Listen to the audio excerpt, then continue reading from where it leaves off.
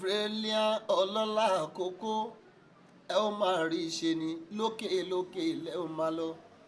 lọ́lá ọlọ́run ọba bẹ́ẹ̀ ṣe fẹ́ kórí Oriyomi pẹ̀lú àwọn musician tó bọ̀ lẹ́yìn o àtàwọn ará wájú ọlọ́run máa gbé yín lékè ni o ẹ ṣàmì àdúrà ní ìsẹ̀yìn o ó yá gbogbo ẹ̀yin olólùfẹ́ àwa títí láéláé láṣírí wa yóò máa bò títí láéláé wọn ò ní fi wá ṣàwátì o títí láéláé láṣírí wa yóò máa bò títí láéláé.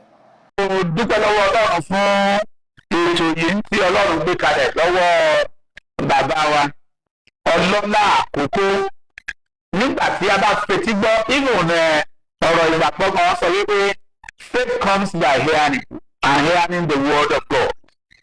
Bẹ́ẹ̀ ni tá a bá gbọ́ ọ̀pọ̀lọpọ̀ yín lẹ máa gbọ́ fún ìgbà kínní fún àlejò mọ́ra ni Akoko jẹ́ àti ẹ̀ fẹ́ràn àwọn àlejò ju onílùdọ̀ ọ̀pọ̀lọpọ̀ àwọn àlejò ló dẹ̀ bá rí ṣe ní Akoko